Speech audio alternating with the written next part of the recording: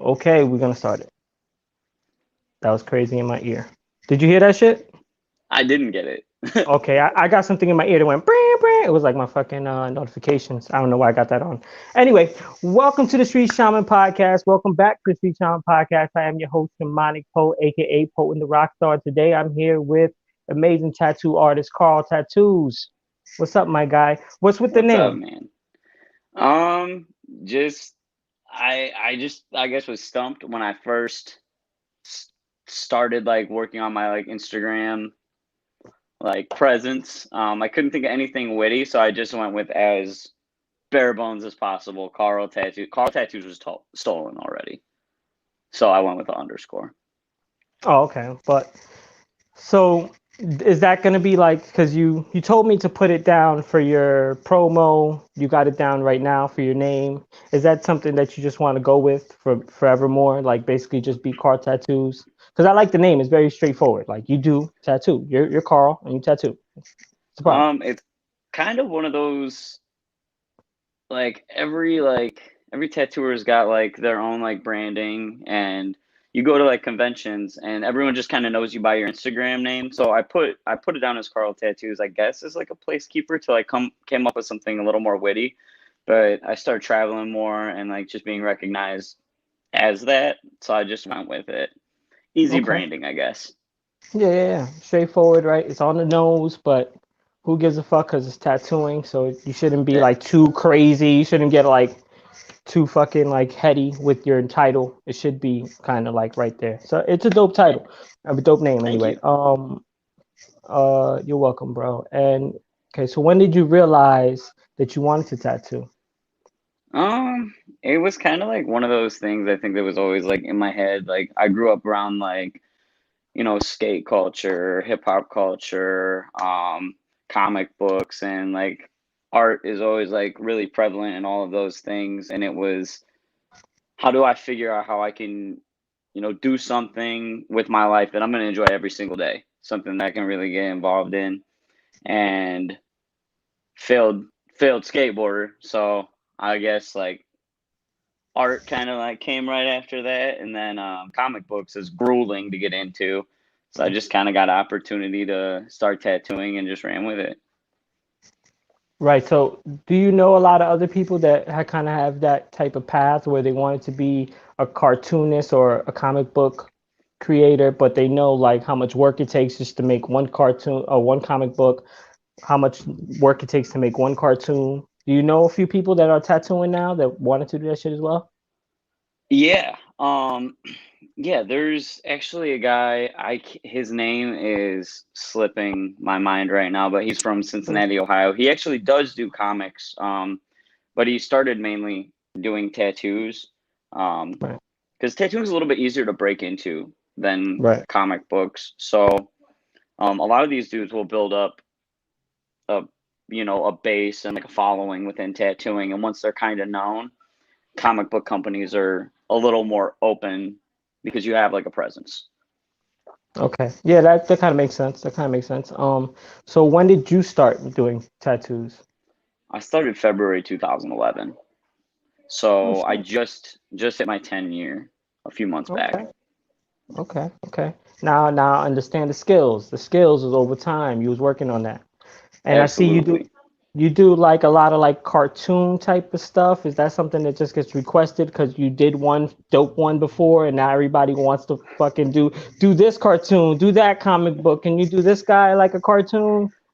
It was so I really wanted to do like this style called bioorganic, which is like kind of like natural rock form shapes that really adhere to the body. They accentuate the body and it looks awesome. And I tried, and I sucked at it. But like my warm up drawings every day would be like cartoon characters, and I'll bust out like two or three cartoon characters just like warm my brain up to try and draw bio. And it got to the Right. point where I wasn't making shit for money or being original at all with this organic shit. I couldn't pull it off. And finally, my like coworkers were like, "Dude, you're already really good at something. Like, why don't you run with that and then try something else later?" But Right. after 5, 6 years go by, I just became like the cartoon guy. I Like love it yeah, and though. that's I do it's love it. dope. Right, and you're having a good Thank fucking you. time, and this is what you like to do because obviously you were doing it when you were warming up, so that was like first, that was like first nature, like or second nature. You Yeah, just come through and natural. go. Right, it's natural. You're just going in and going, fuck it, this is what I'm gonna do. I'm gonna fuck around with this, and that's who you are. Like Yeah, that's who you are. Like I make art and I make like stick figures with doing like weird fucking, I love weird it. I love poses, it, dude. but they're stick figures. But I don't give It's a fuck. That's sweet. what I want to do, and I can do those shits all day. I can do those shits 100 times over, and I think that that's like a problem for all artists. Like whether they're rapping, whether they're singing a song, we get stuck into what we would like to do, and against what we can naturally do, what we're fully capable Yes. of getting done, and we Yes. actually love it. But because we kind of ashamed of it, or it's like, damn, I don't want to be that guy. I don't want to be the guy that makes the comic book or the cartoon tattoos. Like you, I want to be the guy that does the dope. It's like, nah, you could just be a dope ass dude that does this right here, Yeah. right? It That's kind of your yeah. epiphany. Yeah, it was I guess it was the like I was always looking for something that I was good at because I mean that's like all of us, any especially artists, we have fragile egos. We want to show off at something because we're always weirdos in school. We were always the weird kids. So you get Yep, out of yep. school, you wanna be cool, you wanna be known for what you do, and then it's like you're always trying so hard to be, greater than you are, and you're not actually appreciating what you have to offer. Once you find out what Right, you have to offer, what you are good at, then you can exploit what you're good at to, get where you want to be. I think everyone has this natural level that they are, they're solid at something. And it's so overlooked by us from a first person perspective because it's something you're used to, you're jaded towards it, right, whereas if you would just learn to appreciate what you do have to offer and grow based on that, you don't have to stay in one specific thing forever, but use what you're good at to get to where you want to be. right, right, right, right. Excuse me, burp, beer burp. Turn it Excuse loose, me. turn it loose. Ooh. Yeah. All right. So Better to get it out. yeah, yeah, yeah. It's better. Yeah, it's better going up anyway than going down, farting. I gotta sit here and smell my own fart. It's not cool. But so what was the goofiest tattoo request you ever gotten? Have you ever gotten some crazy tattoos or some risque places you had to like tattoo around a um vagina? What? yeah, I mean, bodies are just kind of like bodies at that point. Like areas are kind of like that's never weird. It's not weird anymore. You just, it's a part of your average day. And I guess most of what I do is like it's already goofy and weird. So that's become my norm. I think one of the weirdest requests that I'll get, and it's happened a couple of times, where someone's like getting a memorial tattoo for like grandma. And then they're like, I want to tuck a couple other banners just, to chalk up the rest of them all the way down. And like in my head, it's so weird that you're like, it's like buying a burial plot for your arm. Like you got Uncle Right. Alf over here, you got Granddad whenever. Like, I don't Right. know, it's just that's strange to me. That's weird to you, just having somebody like a dead person died, so I want to keep their name on me. Not that part. I think it's just the preemptive, like getting there, commemorating somebody, but then just tucking another banner for ultimately when so and so perishes, like is so like So so basically saying it's like you have one banner filled out, but then you have like three other that's just plain right now. It's like when somebody dies, they're going right there. just in I'm gonna put case, it right under grandma. Yeah, absolutely. You can even like I guess you can like rent out space too if you want, like rent out Right, banners to the highest bidder. right, right, right. So have let's see. We're gonna go with so what was the tattooing? What was tattooing like through the lockdown? Because I know through all this lockdown shit, it was crazy. They were not even letting us like see somebody. It was like you go into your fucking cave, you go into your cave, nobody come out for like a year. So I saw you. You got your fucking mask on. You fucking tatting people up. So how was that like I you? think So the actual shutdown sucked. I abided by all the rules. I played along, and just because of how tattooers businesses are set up, we didn't get a lot of the help that other people got. Part of that is on me, which I'm learning now how to manage my business a little bit more responsibly. Right. Because they don't teach you that when you start tattooing. Right. But I mean, I was still able to. I have such a dope, supportive following that were participating in raffles, buying art, um, buying shirts, buying, my merchandise, prepaying for sessions and stuff like that. That helped, get me by. And Right. then afterwards, after everything opened up, it got crazy. I don't know if you've tried to book a tattoo appointment in the past year, but every single tattooer is swamped. And I think it's just this state of pandemonium right now where everything's crazy and people were locked into their houses and told they can't do things. And that immediately triggered like this regret, like that deathbed level regret. Like, I had people who were concerned because they were worried about COVID. They were high risk and they were like, what if in the middle of this, I never got that tattoo? I never did this. And you know what I mean? Right. So it opened Right. Right. people up to wanting to do these kind of bucket list things, which I mean, it's been great for tattooers. Overwhelming at times, but it's interesting to, I think, see kind of the psychology behind everyone, Right. during this. This is like, holy shit, we're gonna shock the fuck out of the world and just see what happens. Like, Right. Right. Like, what do you mean the lockdown is like shocking the world? yeah, like Yeah. making everybody stop Right. immediately in our tracks. Whatever plans you had, they're canceled now, and it's No, 100%, 100%. And part of that, like it shows, it kind of pushes everybody to, they're back against the wall, and it shows you who you really are. So, for instance, like I started this podcast through the lockdown. As soon as the lockdown started, I had to start questioning myself. I had to start looking at myself. Okay, what have you not been doing that you want to do but you're scared to do?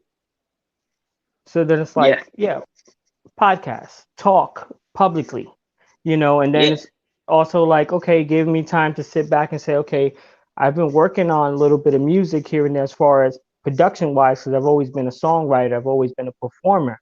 But as far as production, I wasn't really doing all the things. So now it gave me the time and a little bit of money. I use my money wisely. It was like, okay, well, I'm gonna get this beat machine. I'm gonna get this, that, and the third. And I didn't, blow my load on it, but I had enough equipment to get my shit started. And then with all yes, the time in the fucking world, I just was, working on shit, just working on shit, whether it was the podcast, whether it was making beats. And I feel like there was some people that have done that. And I know some people as well that did what you were saying. They were dyeing their hair, cutting their hair, getting tattoos, getting piercings everywhere. Like, fuck it. I don't know yeah, when life is gonna end for us. It made everybody think about death, I guess. And we were like, no, we're not happy with what we're doing right now. We're not yeah, satisfied with what we're accomplished or what we've gotten to experience. So let's go ahead and do that before time runs out. So you're yes. 100% right with that. 100% right with that, man.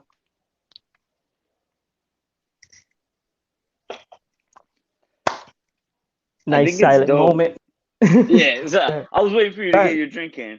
No, go I ahead. Go think ahead. it's Talk to me. I think it's dope that I mean, you like a lot of people, like, and like, I appreciate the fact that you were like, I didn't blow my load on all this shit. I got what I needed to get started. And I think a lot of people, they don't even start something because they're like, oh, it's going to be so expensive to get started.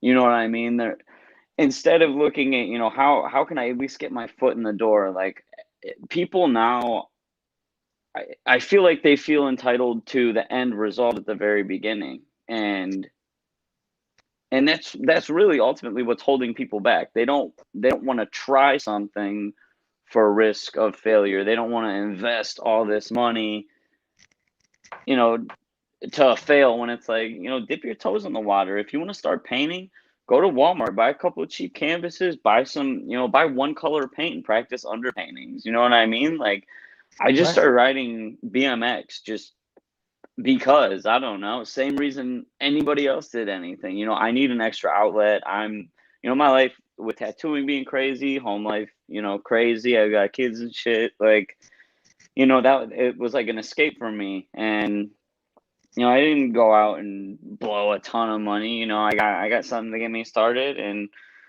that way, if it doesn't work out, it just doesn't work out. But like these big hangups I see, because I talk to people every day, like they have these aspirations, and I try and be encouraging to people who want more and want better and want to grow, to just take the jump. Like, I wouldn't be here. I was told that I wasn't good at art. I was told that I wasn't going to be successful tattooing, because I wasn't naturally that great. I developed the cartoon ability alongside trying, the organic stuff, but Right. Right. I was pretty much told that it was not going to work out by, these were, my friends, telling me, so and so is better, blah, blah, blah, blah. And I was stubborn. I didn't give up. And if I hadn't done that, I wouldn't Right. be able to make a living, support my Right. family's tattooing. And now Right. I couldn't support my family if I weren't tattooing. Like, I couldn't Right. imagine going to a regular job with the stipulations they put on you. And, basically, like, you're only allowed to make this much. You're only allowed to make as much as your employer lets you, and that fucking Right. blows. Right. Right. Right. Right. It's more control based. It's like we don't want you to get too much money and then you run away with that money and you go and do your own thing. Yeah. So we need to give you just enough money to survive, but at the same time, you need, we still got you by the balls just in Yep. case you get out of line. Yep. But I like what you were saying about, fuck, my memory is always shot. Yeah, Like what mine you too. were fucking brain. Um, fuck. You said some good things there, man. I'm fucking up. Do you remember what you said, or you just said it and then you like, that's it? It's gone. That's exactly what I do. That's exactly Gone. what I do. No, but like, taking chances. Everybody has to take their chances. Everybody should be trying to figure out who they are. And it sucks that things like this, situations like this, so drastic and so tragic, um, are the reasons people even have to shift in different directions or give them the epiphany to be like, yo, it's time. But it's good. Yeah. I feel like it's good for the people that it's good for. The rest of the Yeah. people, they kind of know who they are right now, and they're mostly scared. Scared. Yeah. They have no clue of who they are. They have no idea of what they're capable of. And, you get stuck in that. So, saying about my brain, because my brain goes in a loop, and you said you say same shit for you. Have you ever done any psychedelics? I've not. I got a bunkhead acid one time, and was like, that was like the one time that I felt like I was like good and ready to do it, and like in the right mental frame. And I like waited and waited and waited, and nothing really happened. And then after that, because I am a naturally anxious person, and I don't know, like, I think artists kind of generally are like that. So I just don't trust where my brain would go. And that one time I was ready didn't pan out. So I felt like that was like a sign. I smoke weed like constantly. I just quit drinking like 6 months ago. Right. Another pandemic realization is me and booze don't exactly see eye to eye. We have a blast together, but it's always not really. When you come down, you feel like shit the next day. Yeah. Like you hate your whole life. You hate who you Yeah. are. Depressed, like I can't, I'm dwelling on things. I'm sleeping in because I'm drinking till 4 in the fucking morning, because once I start I can't stop until my Right. body just stops. Right. No, like with drinking for me, yeah, I definitely have like, for instance, tomorrow, if I drink too much today, tomorrow I will be questioning my life. I will start getting like weird remembrances of things that happened that were fucked up that I did, or some embarrassing moments, and just boom, do you remember that? And it's like, oh no, I don't want to hear that, Cringe, immediate cringe. Yes, But dude. but since I've been doing this podcast, like, and I know that I'm drinking a little bit to loosen up, every time I feel that in the next day over, I'm aware of it. So I'll catch myself like, ah, there you go again. There Yep. you go again. Oh, this is the night, this is the day before. Now I know how you're gonna act. So, it's kind of like a balance thing. It's a balance thing within ourselves. But I do remember because of Scotty last here, he said some shit. So I remember what you were talking about. Too many of us stifle our own dreams because of fear of other people's opinions. And part of that is, like you were saying, that you had some type of skill, or maybe you saw something in yourself, like maybe I can do this tattooing thing. I might have to work a little harder than most, but I'll get there. And your friends didn't see that. Excuse me. But some people do see that, and they want to steer you away from that shit. You Yes. know, they want to say they're your friends because they're your hangout buddies. They're the people that you can get drunk around, you can smoke a blunt with, or whatever.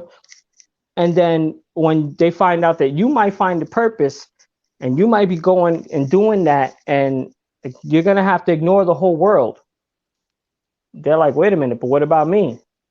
It's just a selfish act to, like, it's just trying to save their ass. Like, wait, if I keep you down here, then I won't be lonely, because they haven't figured it out. They don't have a clue. And they see you turning your wheels and trying to get that shit right. Absolutely, man. I definitely noticed there's a level of like, I don't know, there's jealousy. Like people put these limits out there. I'm from a small town in Ohio originally. I moved out to the Chicago suburbs like 5 years ago. But originally I'm from Tiffin, Ohio, which is a small hillbilly town.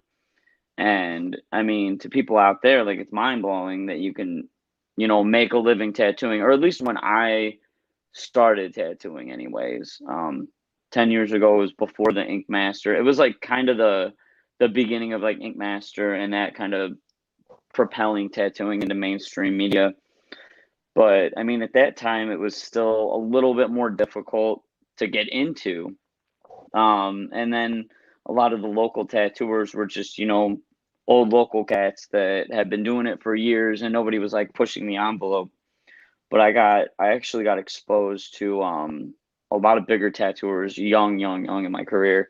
The first day of my apprenticeship, this dude named Kyle Cotterman was guest spotting at the shop that I was apprenticing at, and I had no idea who this dude was, but seeing the level of work he was putting out, like at the beginning, gave me a higher, goal, higher aspirations than I think what a lot of people have coming up around, just the local dudes in their town. And at that time, there wasn't, I think I was still checking my MySpace at that point in time. Like, there was no Instagram. There wasn't, I mean, Twitter was in its infancy. Facebook was decently big, but it wasn't what it is today. It wasn't like you were looking at, all this constantly dope tattoos coming at you. The only exposure you had were tattoo magazines and the tattooers around you. Right, right. So, So it was a different time. Now you were saying that with Instagram, you have to promote, you have to get a following. It wasn't like, absolutely. I'm sure there's people that can just go to a random tattoo spot and just get their shit done. But usually people like to, excuse me, get that burp out. Usually people like to go to people that they trust. And if you have a Yes. following online, whatever the number is, people are going to trust you more. Like, oh, look, everybody loves Yeah. him. And they also want to get a tattoo from you to say, you see where I got my tattoo is from this person. I only go to Yeah. this guy and yada yada. So how has that changed the tattooing game for you? Like, you started when it was just MySpace, right? Yeah. Um, it's so I kind of got lucky. I didn't jump on the Instagram bandwagon right away, but I got on it early enough and like built a decent enough following so that people could kind of get almost like a baseline for the work that I was doing. Um, and then once I started to get better, a lot of people, saw where I came from, and they kind of got to grow along with me. Um, and I mean that helped me a ton. Um, Whereas MySpace days, you were going out and passing out cards. I Right. passed out cards. I didn't get cards right away. I think it was like 2 years into my career I got my first business card because I'm a fucking slacker. I'm a stoner. Like no excuse. It's just who I am. No, I And understand. it worked for a while without them, word of mouth, but having a card back then was like that legitimized you. This piece of paper legitimizes you. And Right. I still feel like that to a certain point. Like at conventions, like my cards are square and they're a weird shape because in a stack of business cards, this one is always gonna fall into your hand. You know what I mean? Like Hmm. so I guess I retained some of the original, pass out cards, go talk to somebody face to face. And then I got a touch of the newer Instagram, you know, method of building everything up. And you can target ads now and shit like that. That kind of gives everyone that little cutting edge, which Right. helps. It super helps.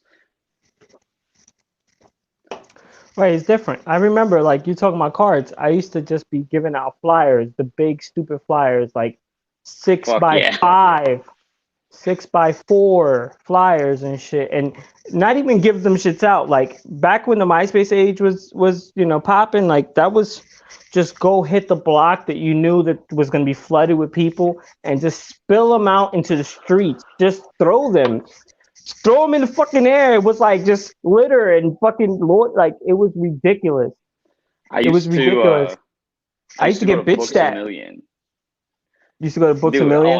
hell yeah, I would go to Books a Million and then I would go in and I would peel open the side because the tattoo magazines would be wrapped up. Any of the ones that were wrapped up, I would peel up in the bottom corner and I would take my card and shove it in there. That way, when someone's flipping through a tattoo magazine, like I wasn't getting in tattoo magazines, I was fucking terrible. So it was my way of like to be like, oh man, it came complete with this card, and then they would hit me up and they'd be like, "Gosh, I saw you in a magazine." Like, yeah, tight. That's a good one. That's a good one. That's a good one. Yeah, Guerrilla because I was like, marketing, man. I was fucking like taping posters to walls and shit, or to like poles, light Hell posts yeah. and shit by the train station and light rails and shit. Just tape that shit. Have people like come back like next week. Somebody just tear that bitch down. Yep. Have to retape another Put up one. another one. Yup. Another one. That was fucking crazy, man. Those were the Dude, it fucking was times for tight, me. Like, bro. You know, right, right, because you were this. out there. You were out there. You actually Yes. felt that shit. You actually like talked to Yes. people. You might have met that person, and then he come and he hits you up later on Yep. MySpace or whatever, and you're like, oh shit, yeah, I did remember to talk to you. You So it put was a that good time. energy out there. You went out there.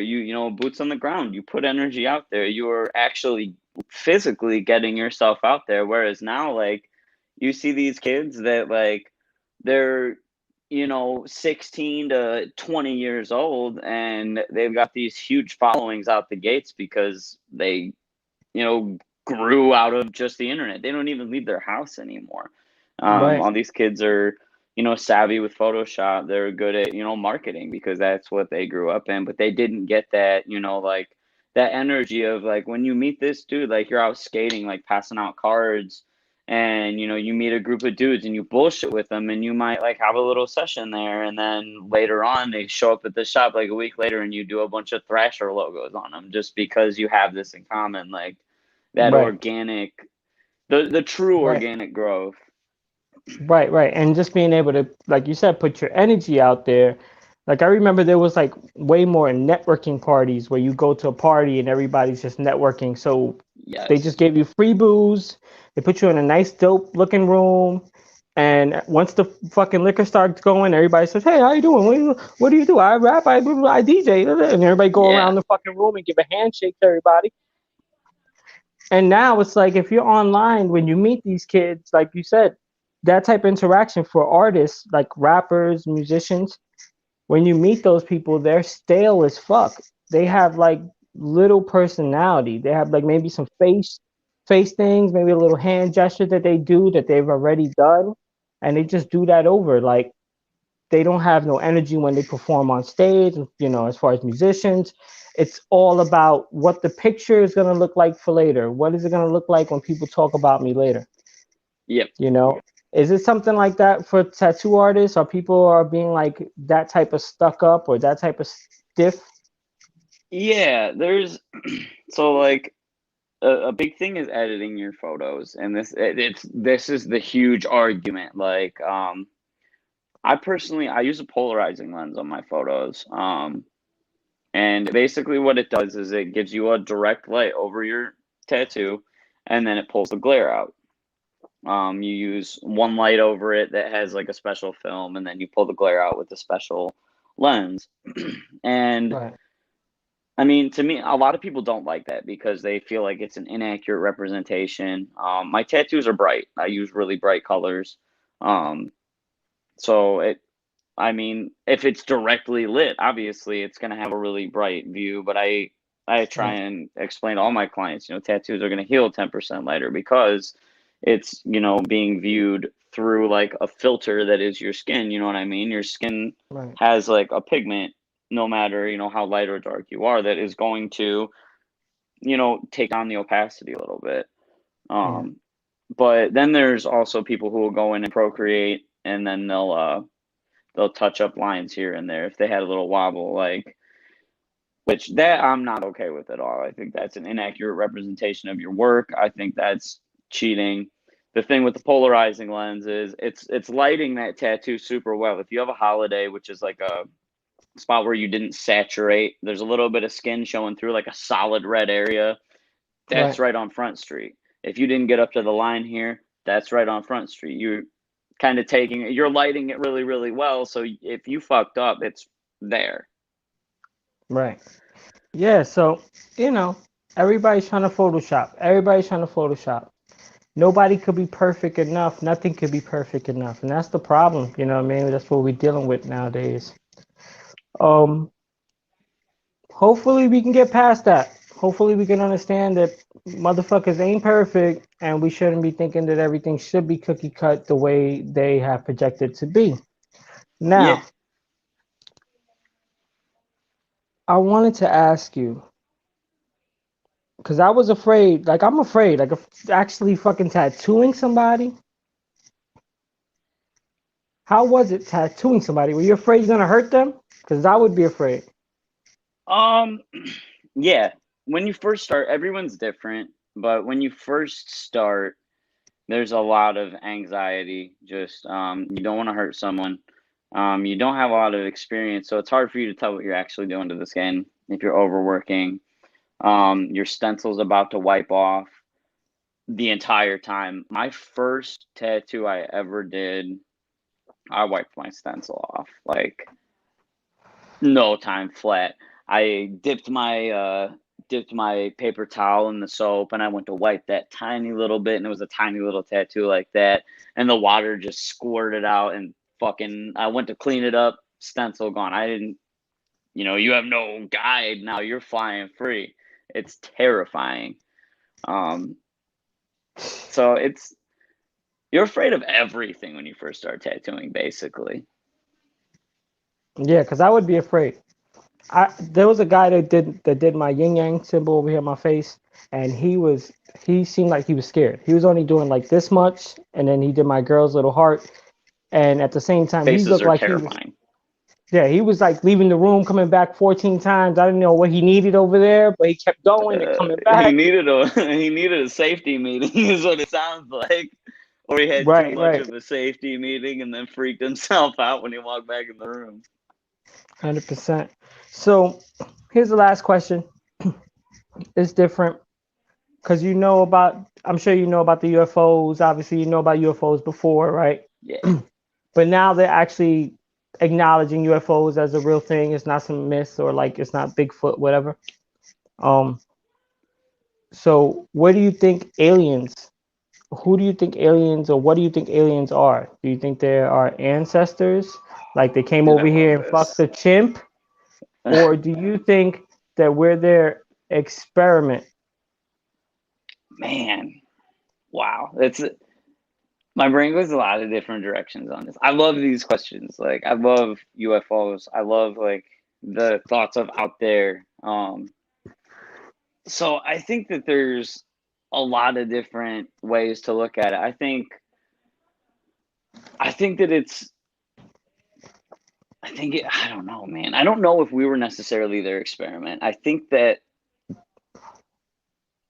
it's all just these tiny, like, living, like almost like tiny like splinter cells, that are just out and out everywhere, and some cling and survive, some don't. It's almost like, I mean, it's like someone getting pregnant, you know what I mean? There's millions of these seeds that go out there, and then we happen to stick to Earth and have this perfect firestorm that created our life. Um, I think So that's you, out there so too. Carl, you saying you believe in Scientology? Is that what you're saying? I don't know, man. I don't even know what Scientology is. Maybe a little bit. I think that sounds like Scientology. Like Holy they sent their shit. sperms off, and then the sperms landed here, and they're waiting to the time where they can go back up to wherever the fuck they came from. That's Oh Scientology, bro. man. You And believe in then Elon, Scientology? yeah, well then I think Elon is like the catalyst. I think they sent him here, so he's like, all right, fuckers, we're going to the moon now.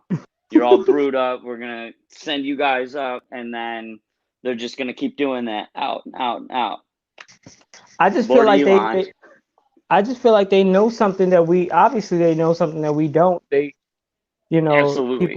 People have made that claim like after the 60s and Roswell and the things that happened there, and then they try to like it was a cover up or whatever the fuck, and then they started coming up with this different technology, started getting TVs popping, everything started to go microchip things. So like, did they get some information? Did like the aliens come down and be like, yo, what up, homie, let me tell you a few things you need to know, this might work there and there? I hope that's it. Or I really do.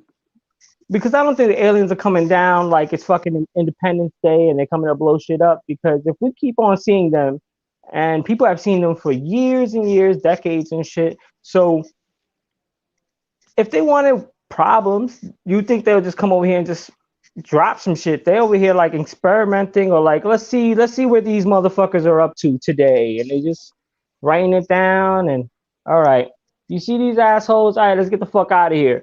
I feel like that's what's going on. Like they don't give a fuck about us. You think they care about No, us? no, No. We just think so highly of ourselves. Like, oh, it has to be us. They're coming for us. right? No, no one cares about you. No one Oh cares no, about you. You're a little ant. You're a little ant on a spinning ball. No one gives a fuck about you, bro. exactly, But exactly.